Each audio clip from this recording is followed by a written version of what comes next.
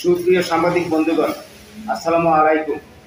অত্যন্ত জরুরি প্রয়োজনে ও সঠিক তথ্য উপস্থাপনের জন্য বাংলাদেশ জাতীয়তাবাদী দল বিএনপি, বাংলাদেশ জাতীয়তাবাদী যুব দলের সিনিয়র নেতৃবৃন্দের দৃষ্টি আকর্ষণ ও সঠিক সংবাদ তুলে ধরার জন্য আজকের এই সংবাদ সম্মেলন আপনাদেরকে আমন্ত্রণ জানিয়েছি।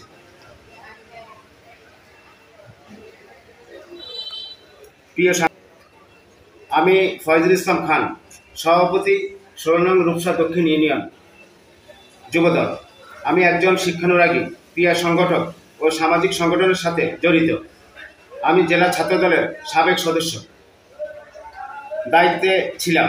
আমি কৃতকালীন যে সরকারি প্রাথমিক বিদ্যালয়ে সভাপতির দায়িত্ব পালনকালের সময়ে স্থানীয় এমপি, উপজেলা চেয়ারম্যান ও উচ্চপদস্থ কর্মকর্তা, বিভিন্ন রাজনৈতিক ব্যক্তিগণ বিভিন্ন অনুষ্ঠানে অতিথি হয়ে এসেছেন। ওই সুবাদে আমি সভাপতির দায়িত্বে থাকা অবস্থায় আমি ফুল দিয়েছি। আমাদের 133% জায়গা এই প্রতিষ্ঠানে আছে। তারপর আমি দাতা সদস্য এবং সভাপতির দায়িত্বে ছিলাম। ওই সুবাদে আমি ফুল দিয়েছি। এই ছাড়া সংগঠনের অন্য কোনো সংগঠনের কোনো ছবি আমার নাই।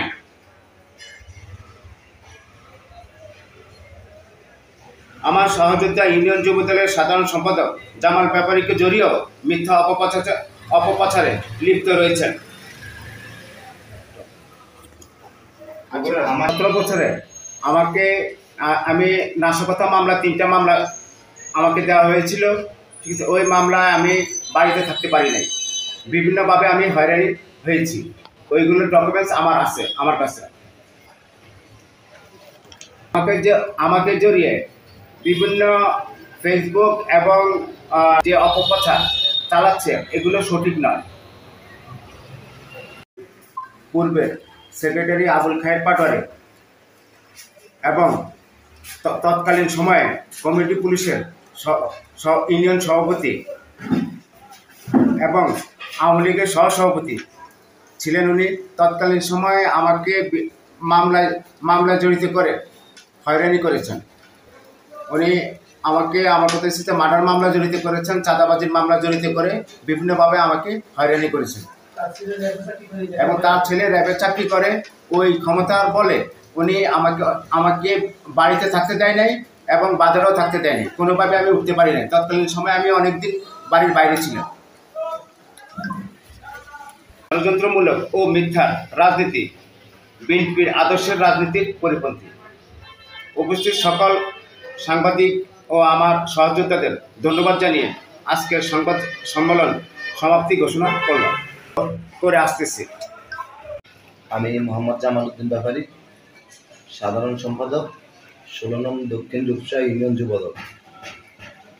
প্রিয় সাংবাদিকবৃন্দ, আপনারা অবশ্যই জেনে থাকবেন, গত কিছুদিন আগে ফরিদগঞ্জ উপজেলা যুবদলের সম্মানিত সভাপতি আমজাদ হোসেন শিবন ভাই, সাধারণ সম্পাদক জাহাঙ্গীর আলম নান্টু ভাই আমাদের 16 নং দক্ষিণ রূপসা ইউনিয়ন যুবদলের কমিটি ঘোষণা করেন। উক্ত কমিটি ঘোষণা করার পরে কিছু কুচক্রী মহল, আমরা যারা এম এ হান্নান ভাইয়ের পিছনে রাজনীতি করি, আমরা যারা শহীদ জিয়ার আদর্শের রাজনীতি করি, আমাদেরকে নিয়ে মিথ্যা ষড়যন্ত্র করতেছে। বিভিন্ন সোশ্যাল মিডিয়ায় আমাদেরকে নিয়ে নানানভাবে মিথ্যা অপপ্রচার চালাচ্ছে। এ নিয়ে আমাদের আজকের সাংবাদিক সম্মেলন।